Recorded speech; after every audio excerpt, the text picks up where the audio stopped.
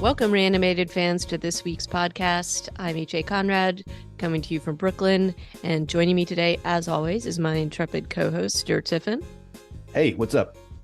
And our intrepid, sometimes cameo guest star, Kyle Diaz. Hello, Kyle. You know, I was just wondering if I was also going to get to be intrepid, because I've always wanted to be described as intrepid. Well, So I just thank like you, the AJ. word. I like the word, throwing it in there. And Kyle, are you in Seattle or I Portland? am in Seattle. Seattle. All right. So got a lot of Pacific Northwest representation here. So but today we are talking about the second episode of The Last of Us after our epic recap last week. So getting into the next chapter of that.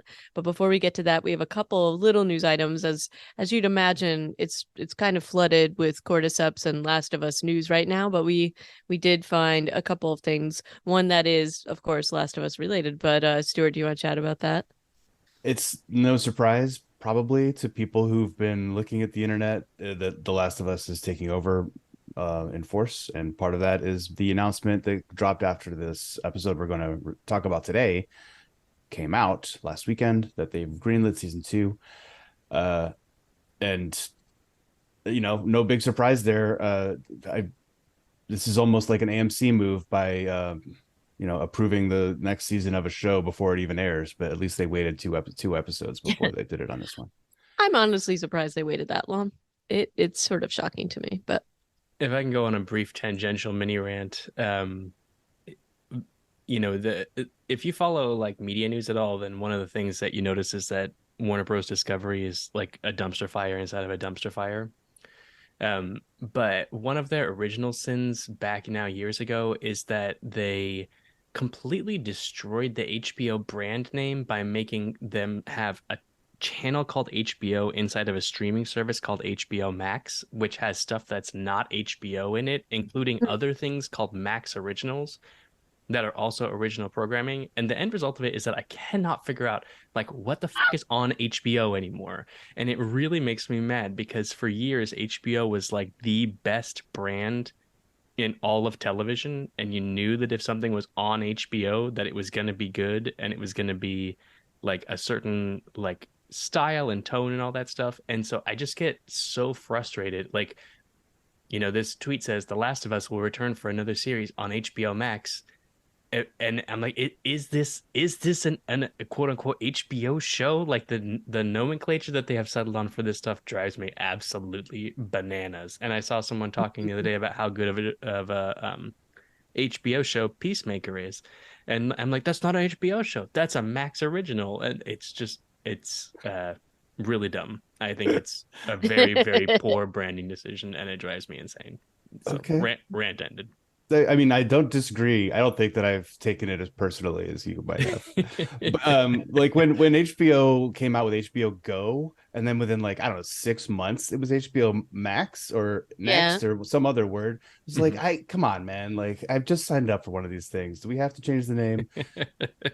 I So think it is. I do agree that they've had some trouble finding their identity, or at least making it clear what it is. But at the end of the day, I still kind of attribute, if there's something on HBO Max or HBO and I can't tell the difference, I generally think it's going to be good quality because HBO invented prestige TV, basically. Well, and that's what they were trying to do. They were trying to basically have all the rest of their originals draft off of, the HBO brand name Yeah. without actually having to be part of the like production and content team at a like not fall under essentially like the president, I forget the guy's name, like the president of HBO's purview and have it be its own group.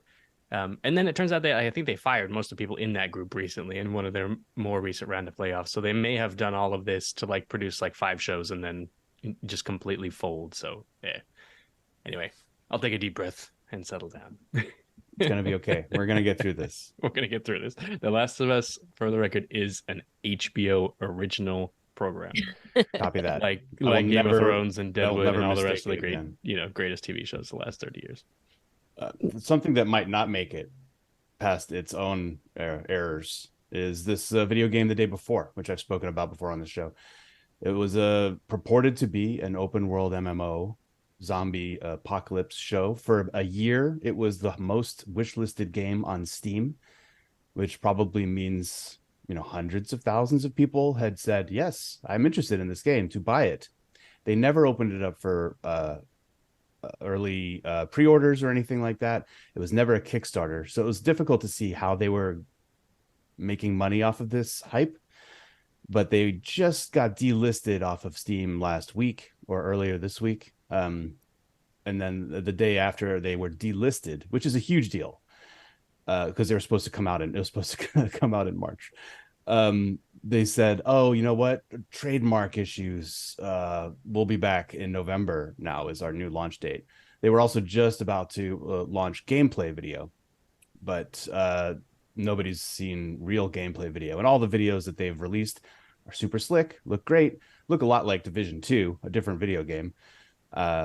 But it's just been raising a lot of questions recently. And so now nobody really thinks this is a real thing, which is a shame. I was excited about this video game because it looks like Division 2, which is a good looking game. But it had zombies and it was an MMO with an open world. Like what wouldn't you enjoy about that? Oh, I guess the fact that it's not real. That's the part that you can't enjoy. So that was the other news that dropped this week that was a little bit disappointing. I don't think anybody really thinks they're going to come out in November. Yeah. I also have some disappointment, which is after watching Lockwood and Co. I was very sad.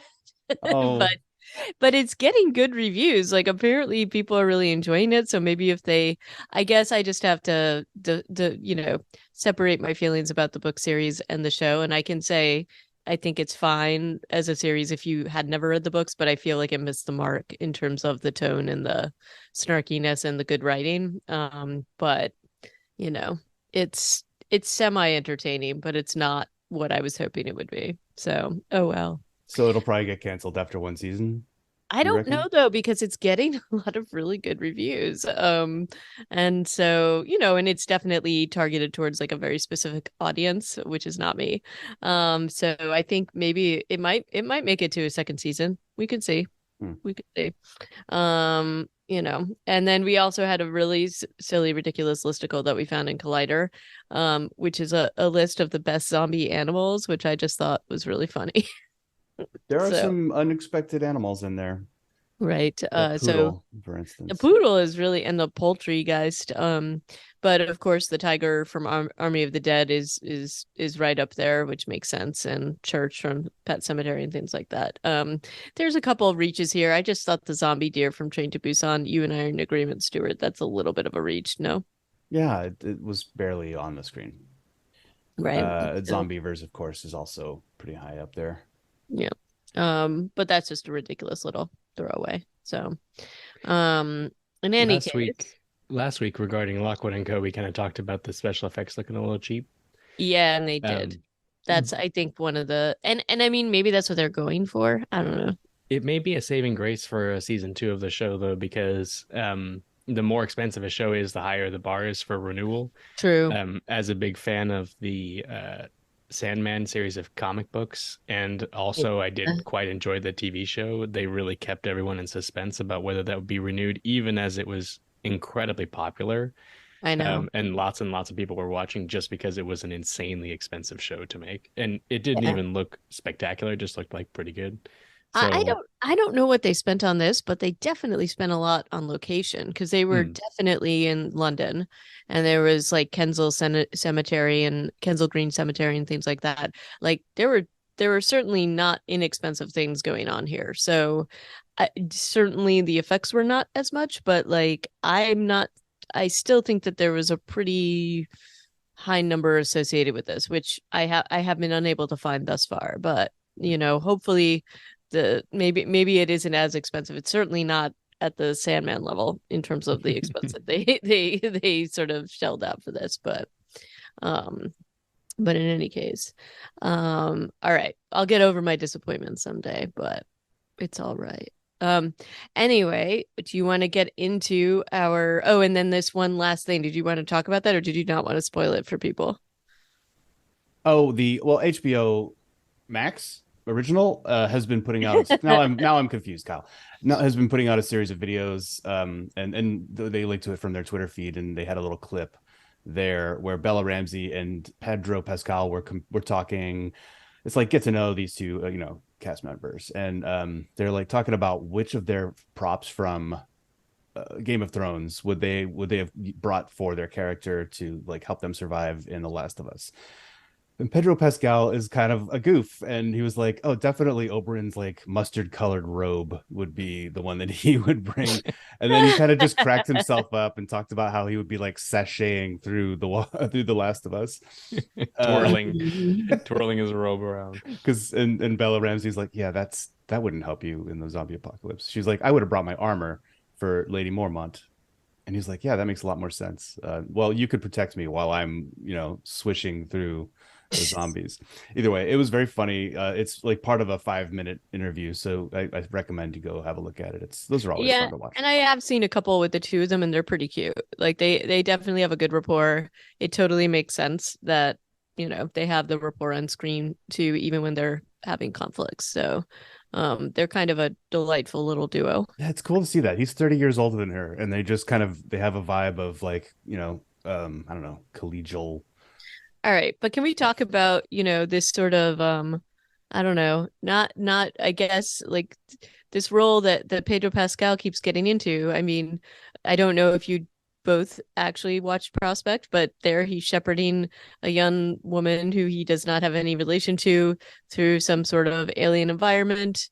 Also, a character of dubious morality, and you're kind of worried Correct. at any moment whether he Correct. has his child's Like best what's going to interest at heart. happen. Then Mandalorian, he's shepherding reluctantly again a little weird alien through an alien hostile environment, and he has like definite conflicting feelings about it, though he seems to grow into those.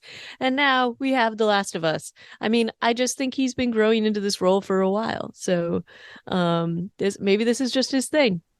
This video did really make me want for somebody to cast him in something like lighthearted and comedic, because he is typecast as this kind of like gruff, stoic character a lot. Like even his character in Narcos is kind of in that same vein, and certainly Prospect and Last of Us have a lot in The common. unbearable, what was it? The unbearable, the thing he did in the cage. He was pretty lighthearted in that.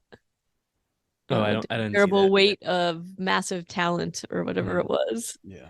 Did you see? He's just such a goof. I've not seen that, but he's such a goofball in real life that I just want somebody to take advantage of that someday and cast him in like a stoner comedy or something like that. Well, I think they definitely did in that film, so I encourage you to check it out. Okay. And I think I told you both. I saw him at summer in the Central Park Shakespeare. This is just after, I think he was, or maybe it was in the middle of Game of Thrones, but he was in Much Ado About Nothing, and he was a very goofy, he played up his character in an incredibly goofy way, and he was awesome. And so I agree with you. I would like to see him in some kind of a silly, ridiculous thing.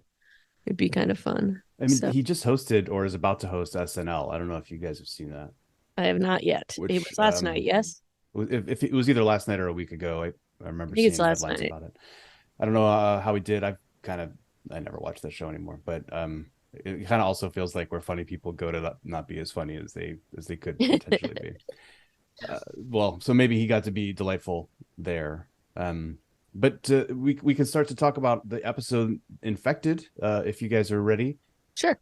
This was actually directed by Neil Druckmann, the other half of the Craig Mazin, Neil Druckmann Wonder Team, written by Craig Mazin.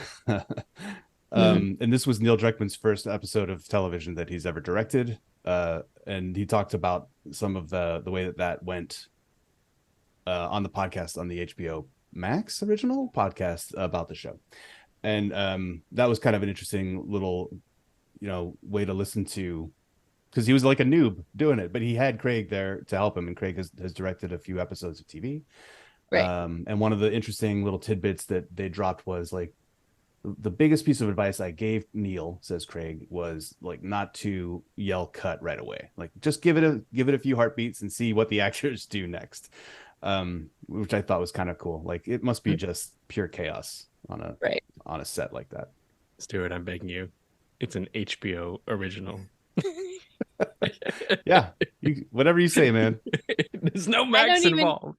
Honestly, I don't even know what to think anymore, Kyle. You've just totally, I just kind of have been rolling with it. I haven't put a lot of thought into it. Yeah, I thought it was weird, but now it's just now in my head and I don't know what to say. HBO originals and Max originals, and then other stuff from TV, from other channels. Like it's all put onto the HBO Max app, and this is an HBO original. It's not a Max original. It only matters to me, but it matters. Is it short for Cinemax? You know what this feels like? Have you seen the Papyrus SNL skit with Ryan Yeah, Gosling? that was That amazing. is what this is reminding me of. Just saying. I know what you did. Anyway, So, anywho, that's who wrote this episode. It's called Infected. We start with another cold open. I have a feeling this show is going to be spitting hot fire with its cold opens. What do you guys think of it? I liked it. I mean, This I one was think so good. this one was so good and perfect, and there's so many things about it to like. And the main actor, the main focus of this, who plays Dr. Ratna, Christine Hakim, I believe, is just note perfect in terms of how she's playing this and how it all rolls out. So this is supposed to be in Jakarta, and this is again the flashback of when it was September 26, 2003. So it's when all of this is unfolding. And the thing that I really liked about this is that, that gives you a little bit of background. You see a little city street scene, you see her eating her lunch, but you don't quite know what's happening. And she gets taken out by military. And while she is on whatever, like it's very mysterious, like she's on her way to go wherever it is, and she thinks she's like, have I done something wrong? And it's like this terrifying moment because it could be a possibility, and they're like, oh no, you're just aren't you the preeminent or whatever, like expert in mycology? And it just kind of goes from there, but there's a tension there even before she's getting to the lab because the military have basically pulled her from her lunch. I don't know, I also thought that the cinematography here was really great. The shots between her, like the sort of shots of her face and taking in the information, and her reactions are just amazing throughout this entire episode, or Totally throughout her agree. scenes.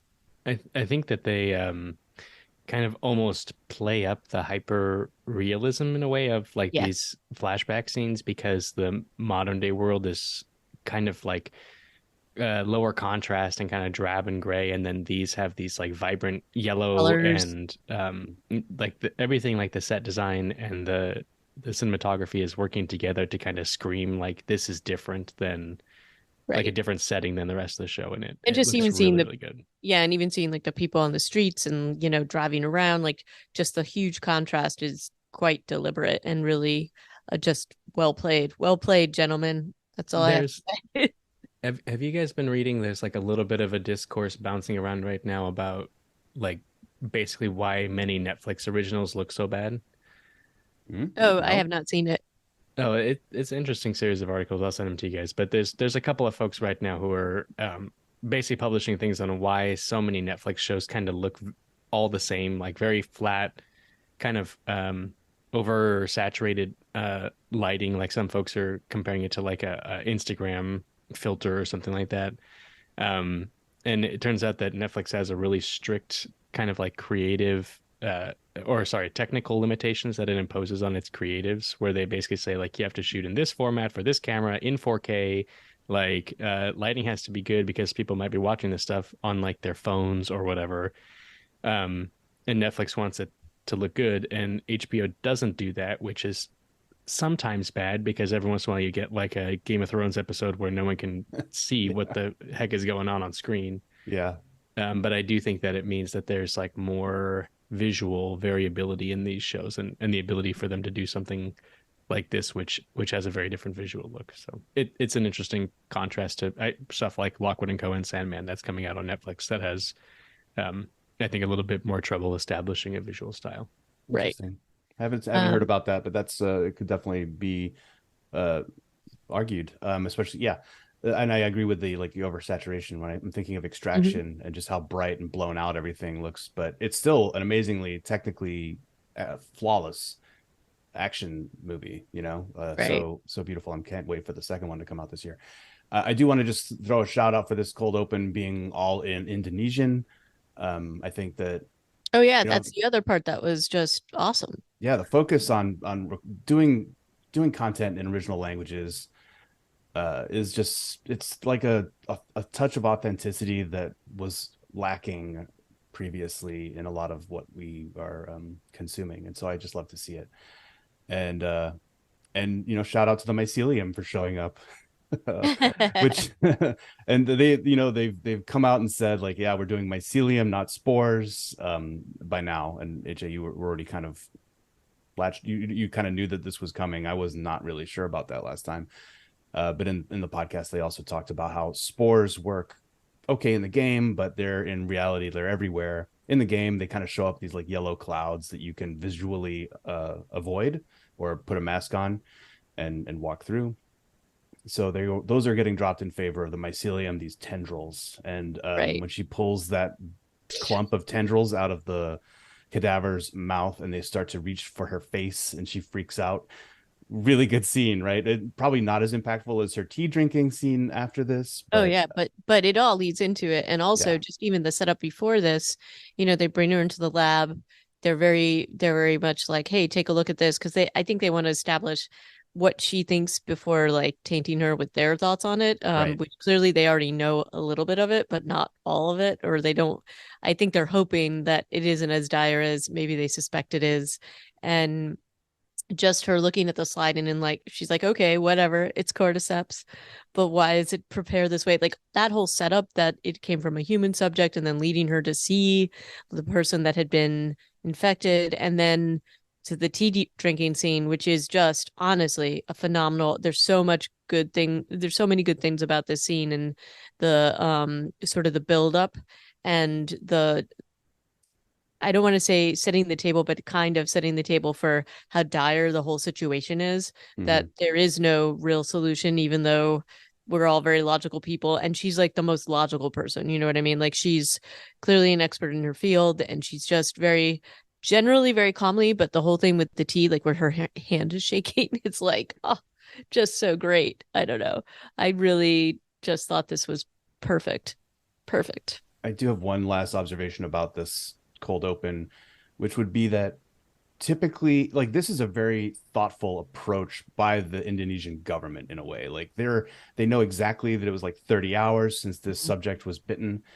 They haven't just made a complete mess of it, right? They haven't like all infected their lab and everybody's like infected and running around in zombies, which is what you would get in so many other versions of this story that we've seen before, where they like bring in someone to the morgue, like they died under strange circumstances, but now they're just like rising up and killing everybody in the hospital in the coroner's office. In this case, they put it down correctly. They've started their investigation. They like maybe just took a blood sample because it's not like it hasn't been autopsied, so which would have been maybe worse for everybody Yep. there, right? They just took maybe a blood sample, saw that it was fungus, went and found the mycologist, and like they're going to this very in like a smart way. It feels like, even though they're not going to win necessarily, but Right. I just appreciated that they made them look like they were handling this in a smart way. That was a real. Right. I also, Totally. I mean, oh, go ahead, Kyle. Yeah, I was just gonna say I totally agree, and I love that. I think that there's kind of a movie trope of essentially people in those style of uniforms typically being the bad guys, like those kind of like trim, Southeastern Asian uniforms have like kind of just a menacing connotation. And indeed, when they come and get her from the restaurant, she is menaced and Right. she's, scared while she's in the cab because she doesn't know Why? if she's headed for some sort of extrajudicial setup or something. But in reality, the colonel or general or whoever the guy in charge is kind of searching for the compassionate solution here and trying to, figure out and wrap his mind around what is going on. And, it's really the mycologist who's like, you have to kill everybody. Like, Well, and how quickly she gets to that point. I mean, she's just, we see her hand shaking, and she just asks for the information about how it all happened, how the so like how the body was there and just sort of the surrounding things. And the minute she has the information, she's like, hey, look, this isn't, there is no cure, there's no vaccine, you just got to bomb everything. And it's just so fast but also concrete. Like, she is unwavering in what she thinks. And she also puts the weight of her career behind it. She's like, I have been studying these things and this is what I'm telling you, because the minute she finds out that they have not contained it, they do not know where these other people who are potentially infected and likely infected might be, she was like, we don't have a choice here. And then she's like, I also want to go home and spend some time with my family. Yeah, and it's that's just the like, scariest thing she says. it's so scary but matter of fact, and it's really just incredibly well done. And I also think that before this, when she's in the room and in the whole the whole outfit she's wearing so as not to be infected, and the girl is like talking to her, he's already scared. He's like, you can see that he's hoping she's going to tell him something else. And then when she sees what the reality is, like, there's already a fear and a tension there with him, and he kind of knows the truth but doesn't want to know what it's going to be. And so that was just a really nice lead into the tea scene. So again, I just thought this was a perfect scene to sort of put everything in place before then we cut into what would be the modern day that we had left the last. And it doesn't work unless she just completely knocks it out of the park, which she does. Right. And she does. Okay. Totally. Well done. A very high bar for their cold opens. We'll have to see how they do going forward. Mm-hmm. Our next scene after the credits, I believe, is of Ellie waking up on this idyllic bed of moss, which, when you think of the mycelium stuff, isn't that a little scary? Do people sleep on moss, especially the way we see it kind of appear at the end of this episode? Yep. She, of course, is probably fine, but I wonder if that's an infection vector or if it's just an information superhighway. Oh, I see. You mean because the cordyceps could be underground and it could be poking. I was like, moss is not a fungus, Stuart. No, I know, but you see it come out of a moss bed at the very end of the episode. Yeah. So that was kind of where my thinking was. But I wonder. Well, and it's also watching her being so like cozy in the moss is a little like, and it is a little bit funny because she wakes up and they're both That's definitely for a fact.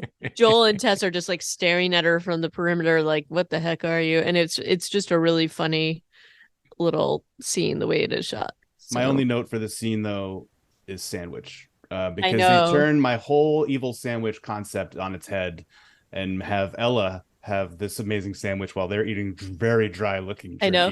I like how they offer to share and she's like, I got my own sandwich, it's all good. Ellie's is that real chicken? And she gets, Marlene said she gets it from smugglers, but I guess not you guys. I love that line. I know, it's really good. Yeah. I do wonder, we've touched on it a little bit and it comes into play later, but this whole mechanism where, the cordyceps infection can send these tendrils up and kind of spy on you from afar based on, what you're stepping on and stuff like that. That's completely different than how this works in the game, obviously. And that kind of centralized consciousness of the fungus is just not there, but it seems a little OP. Like it seems very, very powerful. Spores are more OP than this, though, in a way. Maybe, I guess. But the other thing is that I guess there's you can tell if the fungus is dried out or something. Because at some points in this episode, when they're heading into the museum, they're stepping all over some fungus. And so, how do you know, when Joe kind of looks at that fungus and pokes it and it crumbles? I don't know. I kind of wonder how they're going to do this, but I worry that they have introduced a mechanic that's going to actually cause them some problems down the line. I guess we'll see. I mean, if he had poked it and it had a gooey center, would they just have had to run away? Run away as fast as they... hey, we're on the same page because I thought the same exact thing. If there's no other mechanism to test this and you're just kind of randomly doing it, and I think it was even more so as we see down the line how quickly they can share that information. And she even talks about it. I mean, Tess is talking about it to Ellie in this episode about how that works and basically saying, you could wake up a whole little community miles away and they know exactly where you are and they're going to come and get you. So the way that I don't want to say that he's cavalier, but he's just like, all right, this is dry as a bone, and he's just like crushing it. I'm like, but there has to be a better way to know. I Well, and don't then know. what? So are the live? I guess the live like clickers, for example, inside the museum are Mm, not connected to that fungal highway all the time because, maybe. obviously they're like shooting those guys and stabbing them and running away from them and stuff like that. And as far as I can tell, no posse is being awoken, Yeah. somewhere far away. So I'm not really clear on the rules of how this works yet. And I think we're all on the same page here. Like, Right. what fungus can talk to fungus really far away, and what fungus can you shoot in the face? Like, it doesn't make any sense to me. Right. And I mean, they, as they're walking through what is supposed to be the streets of Cambridge slash Boston, they talk a little, Ellie's talking a little bit about, you know, um, how she came to be bitten, but then Tess is giving her a bit of a primer about, and that's how she talks about the networks and things like that, just about what some of the rules of the world are, but it's still not totally unclear. And I do like the foreshadowing when they are in this conversation about the clickers because you kind of hear them from far away in this scene. Yeah, I thought these were Um, good. I like these street walking scenes where yeah, they don't seem that stressed out. They're just talking. They're like, yeah, life out here is not what you thought it was. right, There was a line about like this looks like some sort of effed up moon. Is right, this where they bombed? And so it's like right away you're getting that like feedback from the cold right. open about the bombing, which I thought was really cool. And Ellie or Tess is like, yeah, sometimes it worked in some places, but not everywhere. And she said it worked there. So it's like, and just watching them, I will say I know that they had some issue with, shooting and stuff. So obviously because of COVID and all that, they had to limit where they were shooting and they were shooting up in Canada. And so I will say, as a person who lived in Boston for many years, this does not resonate to me as Boston, except for a couple of scenes that, like, you could obviously tell it was like Faneuil Hall and, obviously uh, the State House Capitol building thing. But overall, this didn't feel like Boston to me. Although I think you could probably just say, oh, whatever, the city is just run down and all that, and they did a good job with that. But just in them walking around, sort of the visuals, I was like, oh, it's kind of interesting that they couldn't sort of backfill that. But that has to do with, I guess, that would be But probably pretty what expensive too. landmarks would you have wanted to see? Because I'm trying to think.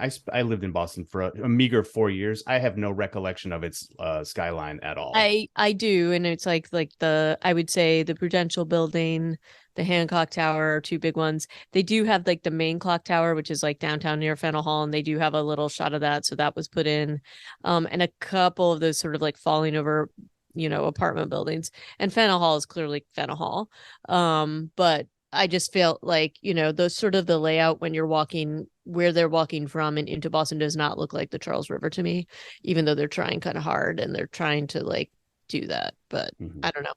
Just didn't quite click it with me. But for most people, I'm sure they don't care. So it doesn't matter. As someone who is not that familiar with Boston, my main sense of Boston is that it has a lot of really hellish freeways around the outside of it, and so They did have that. They they did do have have that. that. They're walking down the freeways. That I was like, oh yeah, that looks like a place where there would have been a lot of traffic that I've But never overall, visited if we're here. talking about a post-apocalyptic thing and, like a city, this does the job. And then I also like that Ellie is, with these conversations, because she's like, oh, it's not so bad out here, because she thought it was just like a bunch of infected running around, just like so dangerous or whatever, and it's just empty. And they're like, well, yeah, like a little bit, but then there's also definitely risks. And they're even That's talking about like how carefully they have to go short way versus long way. And we see a little bit of why as we get into this. And it's not easy, and it's definitely a dangerous this is a dangerous little trip they're taking here. It And is, and it's when they do finally run into those infected, they're not in any shortage. Either in the museum, well, where there it's really a bunch of dead ones in those two clickers, and then in the street, you see hundreds. In the game equivalent of these scenes, it's a lot of alleys and climbing up and down off of roofs, and but there are a lot more zombies because it's clear that there's a lot of fresh ones. It seems like Fedra has been sending people out into the city. You get that from like notes and stuff you're picking up where it's clear that Fedra like sends out patrols to try. I don't know if they're clearing the city or I don't know if you recall those scenes, Kyle, but there's like a lot of zombies, and a lot of them are in Fedra uniforms, and they're not clickers, they're the runners, I think they're called when they're Yeah, fresh. the new ones. So Stuart, are you playing the game like are you watching the show first and then catching up on the game? Like what's your like back and forth like here between because you're doing this much I haven't played the game in a good 6 years or something like that. But you're doing this kind of like in real time. How are you handling the pacing of the two things simultaneously? Yeah, so I played this part of the game after watching the episode. Okay. But then I played through the final scene of this episode up to where um I imagine next episode we're gonna meet Bill. I don't know if we are, but I've met Bill in the game, so I don't know how far ahead I've gotten by Based accident, but based it's a on the good game. trailer, based on the sort of sneak preview, I'd say you're going to meet Bill in the next Yeah, one. me Yeah, too. and frankly, They've the been hyping up Ron Swanson a lot. the Nick Offerman Bill equivalency is pretty high. Like the dude in the game kind of looks like him, although he also looks like Matthew Berry. I don't know if you guys are familiar with that British actor. He doesn't sound like him at all, though. So yeah, the game continues to be a lot of fun. It's very different. Like you spend a ton of time just like navigating spaces, which the show clearly still spends that time with exposition and character development and moving down these probably like green screen sets. I imagine they spent most of this on a green screen because you can't just actually find a city that looks like this.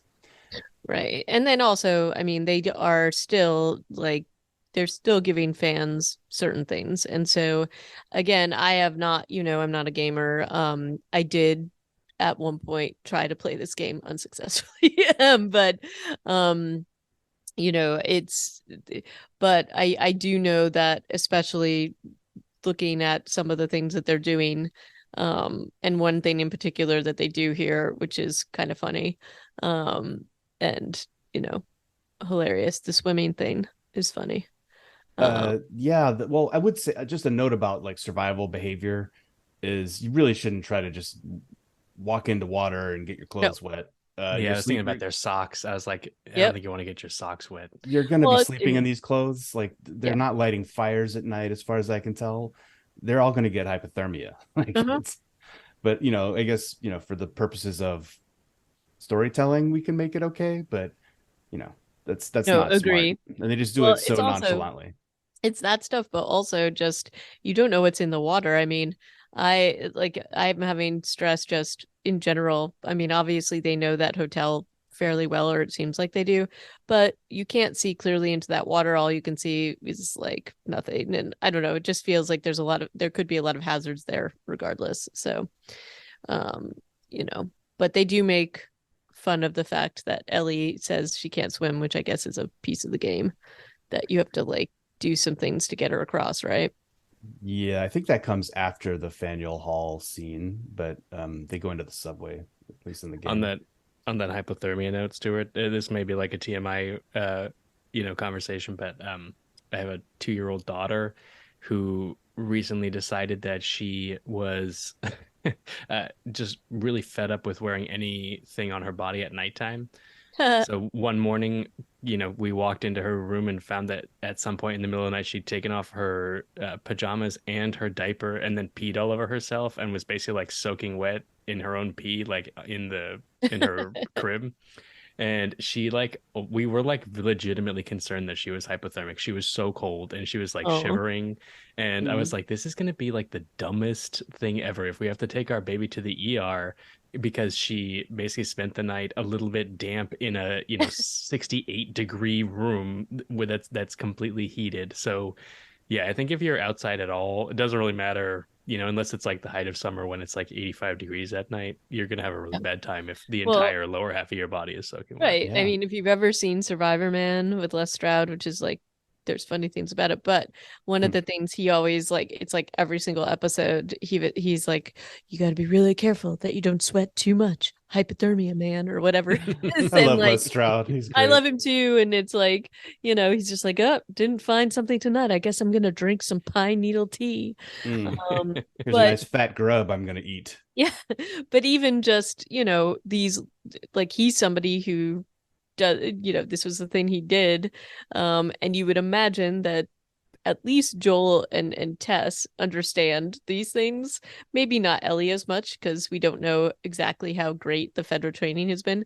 But Joel and Tess probably know that these are things that shouldn't be going on. Just saying, it seems I, a little I bit think this like, is a little hand wavy for yeah, yeah, because it's also in the game. You just willy nilly walk through water all yeah. the time, especially like that's the first thing you do when you leave the QZ is jump into a big pool of water. But can we also talk about how when we sort of like shift into these scenes after they do that, they look pretty much dry. Oh So yeah, there's they that too. and they get out of that pool and then climb 10 Right. stories. I And I do did like enjoy that Tess Tess's was yeah comment exactly. But she's like, you tried doing that on our knees. That was at I our was like, age. I feel seen. And then there's some awkward, like they're doing a good job here when they're waiting for Tess to open that door, and it's Joel and Ellie, and it's awkward as hell. They're Mhm. just like they don't have anything to say to each other. She's asking the wrong questions. But they do get to do a little exposition on the lifespan of the infected, and he's like, most of them only last a month or two, but some of them apparently have lasted the entire apocalypse, 20 years, he says. And I don't know what those are those like treants at this point. What are I we don't looking know. at? um Tree beard. So but yeah, I like the fact that they're still super unfriendly with each other, even though they're destined to be best friends. Well, Well, and they do set up the whole, Ellie and Tess definitely have a different rapport. Ellie clearly is in admiration of Tess, and Tess says some like very, throws some tough like good compliments her way just about, Ellie says, oh, I got in the mall and I was there by myself, although it was she. But Tess is just like, oh, that was like pretty badass or whatever she says. And you can see that Ellie is like, okay, this is like somebody I kind of look up to. And you also sense that Ellie had a bit of that rapport with Marlene, Mm-hmm. and the contrast between her relationship with Joel is it's night and day.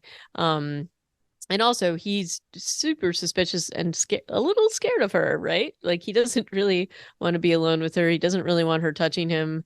He just doesn't know what to think about her. He does not trust her.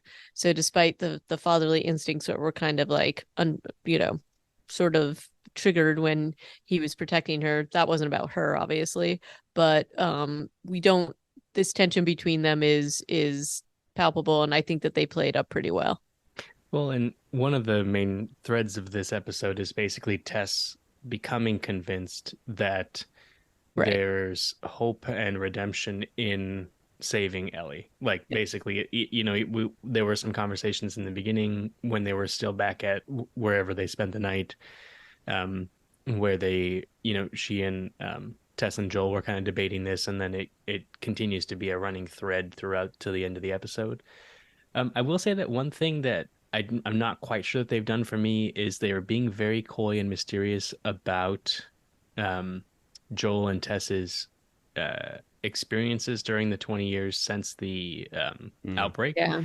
And I think the impression that you're supposed to get is like, oh, these guys are like total badasses, and also that they had to make some very morally dubious, Mm. decisions, and they're still carrying the weight of those choices and maybe things that they did that were wrong or that they, feel tremendous guilt over. And I'm not quite getting that from the writing and performances here. Like I never really have felt throughout the last episode and a half like there's any chance that these two people are not going to protect this child. So it's fine. It's not a big deal, but I think they were kind of like ex, uh, you know, it, relying on this to do a little bit more than it's doing in terms of carrying that Uh, that I load don't forward. I don't know that I totally agree. I think they're keeping it shrouded in mystery a little bit, and maybe if you had a bit more information, but we've seen a little bit with her, we've seen a little bit with him, we've seen that they are both out for their own survival and are willing to lie to do that and make decisions based on a few different things. I don't, even when they're talking to Ellie, they're talking to her and basically saying, we're not good people and we've done things and we're basically doing this to serve our own needs, which is, and they say that a few times. Like Tess says to Joel, this is our best chance of getting our truck and that is the goal. What they do with her after is their own thing. Like there is a lot of that kind of talk. And then Joel is also like, well, we don't know if she's going to turn or not, so let's just take her out now. Like there are discussions which I, without getting into the background, I think you can kind of see who they are.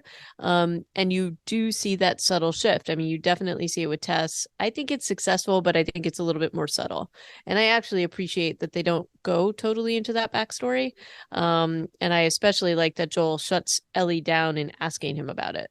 He'll give her that he's from Houston, but then it's like hard pass on anything else pretty much. So I don't know. I'm not as bothered by that, but I think we all know where it's going and where it was going to go with these characters. Yeah, which is, it makes it hard to kind of evaluate in the moment. Right. Yeah. So we end up in the museum, where they decide to go through the museum after they look out over the balcony and they see the rug of infected between them and the Capitol building. Are we supposed to think, based on that rug scene, that they don't like light? Like, are they screaming because they're in the sunlight? I was trying to figure out if that was a mechanic that, was going to come to their advantage at some point because they, are moving around only during the daytime or something like that. But then a bunch of runners come after them in broad daylight at So the end. So I was I kind think of I a think little it's confused supposed there. to I think it's supposed to depend on the type of whatever it is. That's something that like I don't know, like certain fungi will do. And so that I think is a piece of it, but I don't think that it's all of it. I have a Like feeling it's temperature related also, mm, since that was an element of the first cold open about the survival above 94 whatever degrees, and they don't react to flashlights. right. And Yeah, very true. in the game, that's like one of the tips. It's like clickers do not react to light; they react to you being in front of them when they're clicking and movement and sound. So maybe it's going to be a temperature thing. It'll be the kingdom all over again. Yeah. Right. I don't Anyway, know, sorry, but continue. I also was wondering if it was like maybe it's a stage of where they are in the infection. Like Mm-hmm. maybe some of them are more susceptible to the temperature and light changes earlier on. Or maybe they hit this other thing. So maybe they'll explain that a little bit more. They definitely don't hear though. Yeah. So Yeah, I don't but they know. definitely did not like when, when the kind of clouds were moving over. Mm-hmm. Right. Like every time the sun would land on them, they would all scream and flail around. So I didn't remember that from the game, and I was trying to figure out how it might play to the hero's advantage. Right. We'll So see.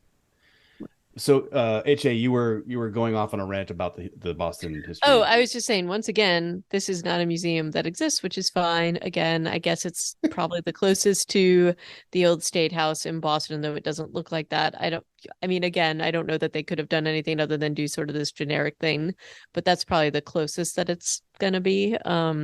So, and if you're talking about, they're kind of in the Freedom Trail-ish area by Faneuil Hall, so that probably makes sense. So, um, but anyway, this is definitely a Revolutionary War museum.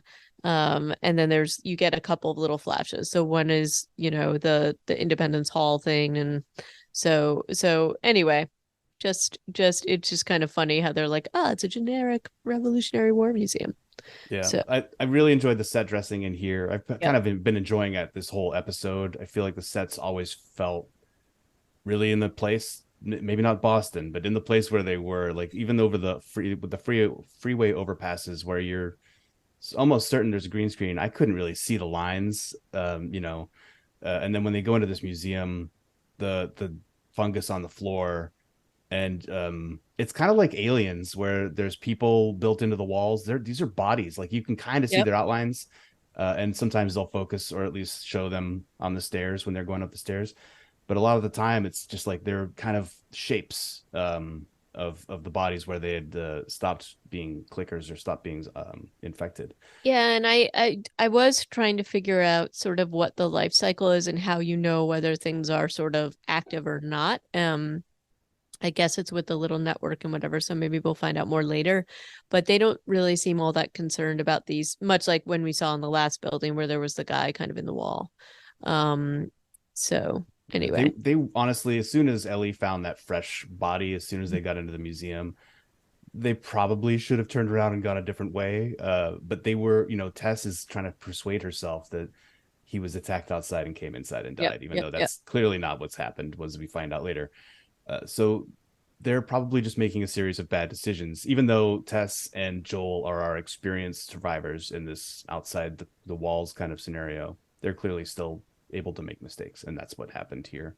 But then nobody saw the earthquake or whatever, like the building collapsing as they arrive in the upstairs room, which alerts the clickers to their location or to something, and it gets into a pretty fraught and dark scene. There's been some good behind the scenes video of how they shot this. It was, and there's an interview with Bella Ramsey saying that I was really questioning my life choices when I was in this room. It's pitch black. There's a man on top of me with a terrifying mask. And there's a bunch of cast members or crew members surrounding me in the dark. And I was just, why am I here? I thought this was a good chase and very very tense. And the clickers, you get to see them finally, and they're very well put together. And I think in the game, if I remember right, this is kind of the first really hard zombie fight you have. Like, so if you fought a lot of Fedra folks and you fought the occasional like one-off, runner or something, but I remember this as being just like the first place where I'm just like so tense. I'm up on the controller, like, I'm failing over and over again. And there's a couple of callbacks here to things that felt just extremely true to me to the game. First of all, the building collapse is like just a classic thing. It's like, oh, you've like moved to the next level and you can't go back to the last one if you get into trouble, is a very classic mechanic from this game. And then also the way that Joel kind of sneaks around and sneaks around and sneaks around and is very quiet. And then when things start to go wrong, just kind of starts blasting everywhere. It's exactly what happened to me every single time I was playing one of these levels in the game. You just completely panic and just start mashing, on buttons. So I like that they didn't have him just like, completely dispatch all the zombies with incredible ease. It felt like a struggle the same way playing it. Well, and it's also, I only know this from doing a little bit of the research again for this episode, but Ellie isn't allowed to have melee weapons, right? Like the only thing she's allowed is the knife. So they do play up how she can't basically take a gun or whatever because Joel doesn't trust her. Tess and Joel both don't trust her with it. And I love the trope of the kid in the apocalypse asking for a gun and all the grown-ups saying no. That's a good trope. So it's a good trope, and then they, kind of go into that. And so I don't know. I just thought that was kind of fun. Yeah. I would agree with you, Kyle, that this does feel a lot like a video game sequence, although there were a lot of them, I think, where it was really difficult. Like there's a sequence before they even get into or maybe it's after the museum, but they're in like a subway and there's like not 8, but like 5 clickers down there, and you shoot one of them and they all come at you, right? Like, so that's just that mechanic. Here they're facing 2 of them. I would have in the game been like, no problem, I got this, hold on. Hold my beer. But there's this is good. Like they all get split up. I don't think I could tell that Tess was infected as she comes out, although she does, like on second watch, she does take a few moments there to like look down, and she snaps at Joel for questioning whether or not Ellie could be the chosen one. But also I would say the clicker makeup is amazing. Yeah. And they're like that whole thing and just how they are moving and their sounds, like they're pretty terrifying. And then also, I mean, Tess and Ellie was talking about, are there like mushroom, what did she call them? Something big head things that like act like bats. And so you get this payoff here, which, for people who don't know the game, this was like sort of a callback to that, which I thought was kind of cool. But I thought that this whole scene was pretty well done.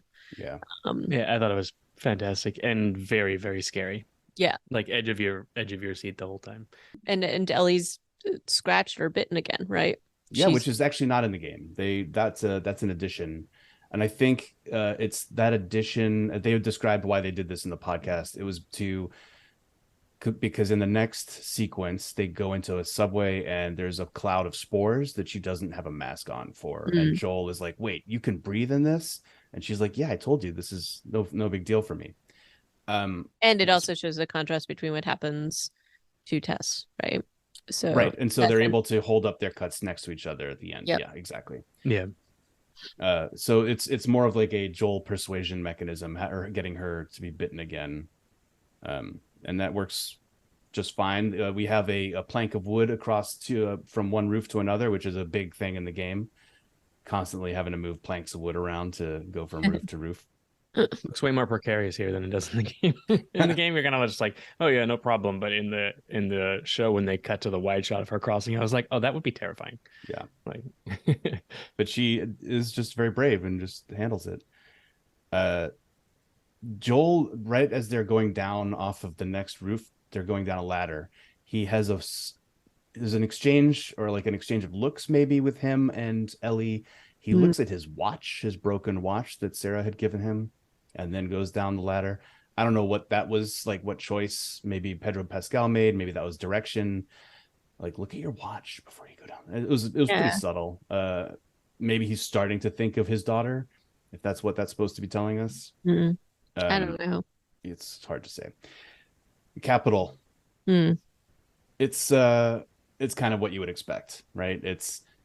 Everything is shot up. The truck is clearly out of commission. Everybody inside is dead. And Tess is freaking out. And on the walk there, it looked like she was walking really fast. Like we all, second watch again. I watched this episode a couple times, and so I was like, yeah, she does feel like she just sprained her ankle and she's leading. She's in front. Like she knows she doesn't have much time. So I'm reading into it anyway.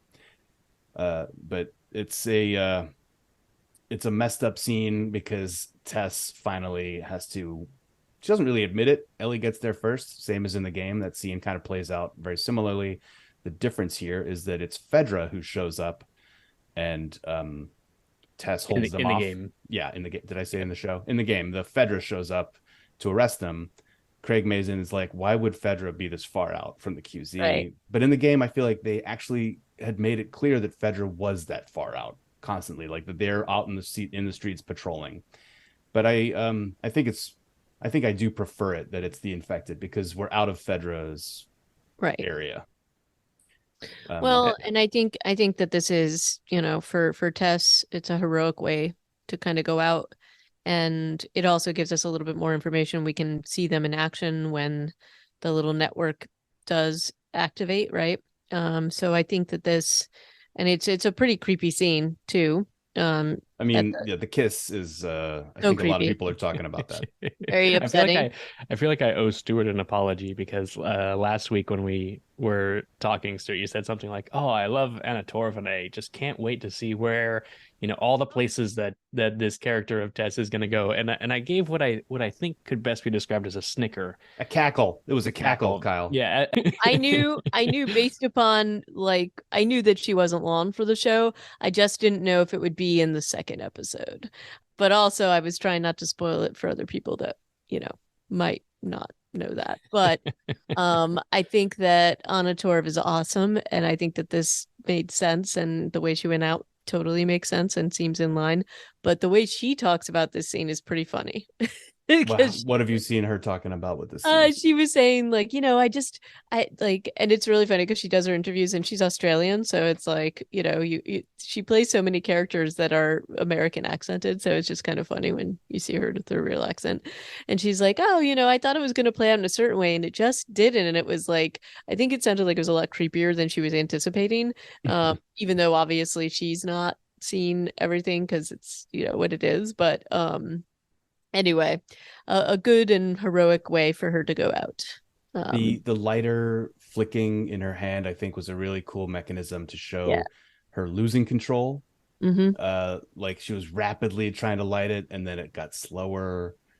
But she kept doing it, like, as with the last bits of her willpower, because she was clearly succumbing to the infection. Mhm. I thought that was a really cool. I mean, a friend of mine did ask me this question, which was, why didn't they just use a grenade? They had so many grenades. Right. But okay, sure, fine. The lighter eventually worked, although the odds of a lighter actually lighting after 30 tries, I feel like, is pretty low. It's like trying to start your engine that many times. Well, I did like it because in the game you have what I would describe as a unlikely number of Molotov cocktails at your disposal. Joel is just constantly tossing Molotov cocktails, and so they obviously, that mechanic would translate pretty poorly here, but they still found a way to have a big old explosion, which I liked, and it made sense given, there would be gasoline there would be some grenades there. I do love that prior to the zombies actually arriving, we have this kind of high pitched emotional discussion between Joel and Tess about how he's going to continue forward without her. And I just really love the understated way that they play their relationship. Like Mhm.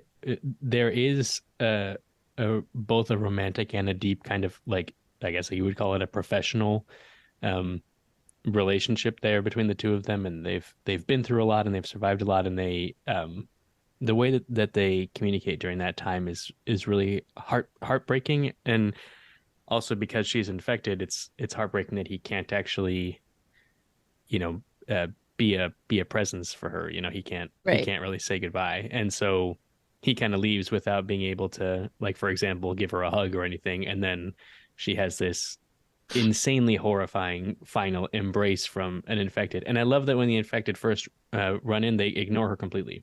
Yep. They're off looking for Joel and Ellie, and then just one of them, comes over and decides to kind of make this, bizarre communication connection with her, and way more memorable, more heroic, and also more horrifying way than this all played out in Right. the game. I think it's a huge improvement over what was there. Well, Of it course, what and happens in the game is it's not even on screen. Like, you hear right. it as you're running away with Ellie through the rest of the building, which then just translates into a huge shootout with Fedra as you try to escape. But you hear her get shot, kind of, and then you see her over a balustrade that her body's on the floor, and the troops are like walking around the room. So yeah, there's way less impact. Even though she's been a character, she's had lines, we know her, we mourn her, but this was, Kyle, I agree. Good, better. Well, and I also think that just it really hits home because I know people were reacting, lots of people were reacting very upset about this particular kiss because it's horrific. But I also think that it absolutely hits home that she would much rather.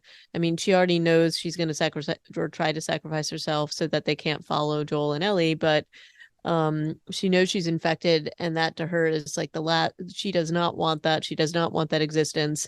And so it, not that you necessarily needed the kiss to hit home that it's more palatable to blow yourself up than to sort of go down this road, but that is definitely what happens.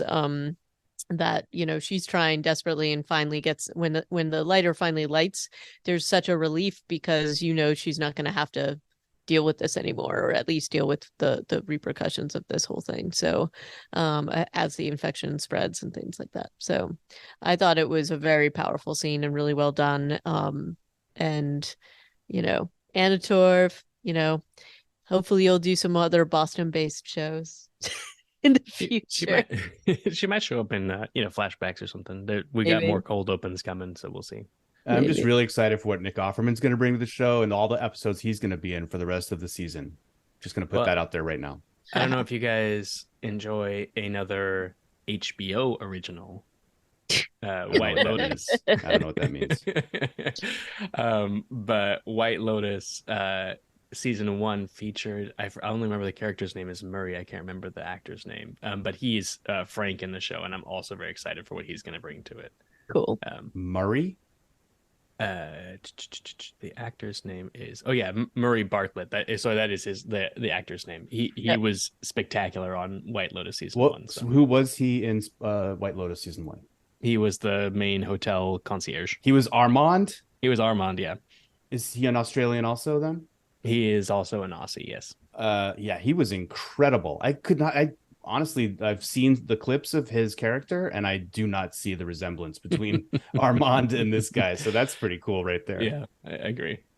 Well, I can't wait to see all the seasons and episodes that he's in on this show going forward forever, because nobody else will ever die. The final scene of this, you see Ellie and Joel stop and kind of watch the zombies get exploded and not chase them, which is great. But then Joel just kind of like, I don't even know if he looks at Ellie before he walks away, and Ellie is left standing there, a child, against the backdrop of like a smoking Capitol building, left alone by her protector, and it's a pretty tough shot. I don't know if you had any reaction to this, guys. It is a tough shot, and I mean, again, she definitely had a better rapport with Tess than she does with him. They have conflict already, and there's definitely a concerning tension between the two of them. And they're going off to find, the people that Tess mentioned. So Bill, and who was the other person? Don't remember. Frank. So you know he is reluctant in this. You definitely get the sense that he doesn't fully buy in. He's been saying all along, oh, another vaccine adventure. We've heard this before. So there is definitely a reluctance here, and you're not quite sure where this is going to leave them, but they're definitely not in tandem, and there isn't a lot of trust between these two characters at this point. So with Tessa's sacrifice, I don't know that he's fully on board, but we will see where it leads him. Yeah, Joel So is one of those characters. He's also the tropey kind of character where the worst thing you could do to him is give him hope again, right? Right. So he's fighting this with all of what he has left. He doesn't want to believe in a vaccine or hope or a future, because everything to him has been like a dark carnival ride since Sarah died, probably. Right. So yeah, I can kind of empathize with that, but also Well, he has a 14-year-old to take care of. And also, like, he has nothing to go back to, Right. like he's trying to make his way to Tommy, because that's, Tommy and Tess are the only people Joel cares about. But his life in the Boston DMZ or whatever it is, the Right. quarantine zone is completely blown up, because Yep. his business relationships are dead. The Fireflies have wreaked havoc. Tess is dead. Like, he has nothing. He can't go back. He may be wanted by Fedra, or likely is wanted by Fedra, because he was scanned on his way out and then killed the guard. So Right. he's really, he He's in a pickle. only has one path forward now. He has to just keep moving with or without her. Right. And yeah, like, I think you're totally right about the hope piece, because that's something for him that would be a killer for him. And he does seem very shocked that Tess has gotten there, and Tess is feeling that way, because she is obviously very cynical and even says, I didn't, this is not something we could actually find hope. And she comments on it. She says something to him like, can't you just take the good news for once, when he says something about Ellie being bitten. And we know obviously later that it's because she's been bitten, but that is definitely going forward. We're going to see a lot more that explored a lot more, I suspect. This relationship and his struggle with this concept. But you're right, he doesn't have any choice, but I guess he could just leave her there, but he does not do that. So I mean, thank goodness. Well, we don't know. Maybe he did. maybe in the show she's gonna have to like find him now, which would be messed up. But I think that brings us to the end of the episode.